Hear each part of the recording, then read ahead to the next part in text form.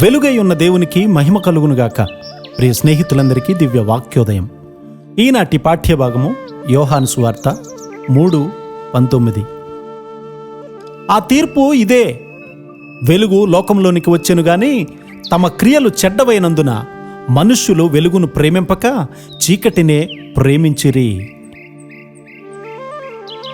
ఒక ప్రఖ్యాతిగాంచినటువంటి ప్రదేశంలో నేను ప్రసంగిస్తూ పాటలు పాడుతూ ఉన్నప్పుడు ఆ ప్రాంగణంలో ప్రతి దారి పొడవునా ఏర్పాటు చేసినటువంటి కొత్త విద్యుత్ దీపాలు కనబడుతూ ఉంటే వాటి వైపు నా దృష్టి మళ్ళింది.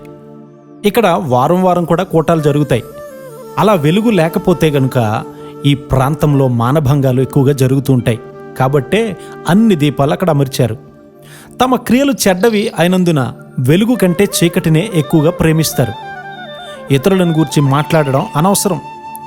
మనలను గూర్చి మనం మాట్లాడుకుందాం. ఈ స్థితి నీ హృదయంలో ఉన్నదని నీవెప్పుడైనా గుర్తించావా? నీ గర్వమే నీకిష్టం, నీ స్వీయమే నీకిష్టం. నీ స్వీయము తృప్తి చెందేంత వరకు కూడా నీ పొరుగువారికి కానీ నీ దేశానికి కానీ ఏం జరిగినా కూడా నీవు పట్టించుకోవు. నేను సరిగ్గానే ఉన్నానని మనందరం చెప్పొచ్చు, కానీ ఒకని మార్గము వాని దృష్టికి యథార్థంగా కనబడుతుంది అని లేఖనం మనకు చెప్తూ ఉంది. ప్రభువైన యేసుక్రీస్తు వారు వారి హృదయాలు క్రొవ్వినవి అని తెలియజేస్తూ ఉన్నారు. చైతన్యాన్ని కోల్పోయి కఠిన హృదయముగా మన హృదయం ఉంటుంది. ఆత్మీయ హృదయానికి లోపల ఏదైనా అడ్డు వస్తే హృదయము ఇక పని చేయకుండా ఆగిపోతుంది.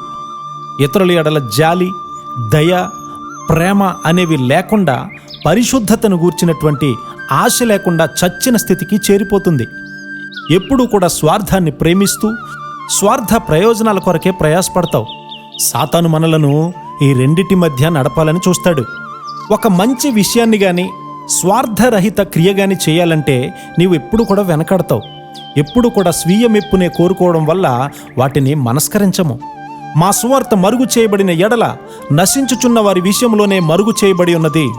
దేవుని స్వరూపి అయి ఉన్నటువంటి క్రీస్తు మహిమను కనుపరచు సువార్త ప్రకారము వారికి ప్రకాశింపకుండి నిమిత్తము ఈ యుగ సంబంధమైన దేవత అవిశ్వాసులైన వారి మనోనేత్రములకు గ్రుడ్డితనము కలుగజేసెను అని 2 కొరింథీ 4:3-4 వ్రాయబడి ఉంది.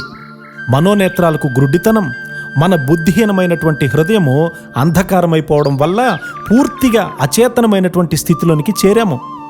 పొరుగువారిని గూర్చినటువంటి భారమే లేకుండా మన స్వంత సూత్రాలను ఏర్పరచుకుంటూ ఉన్నాం.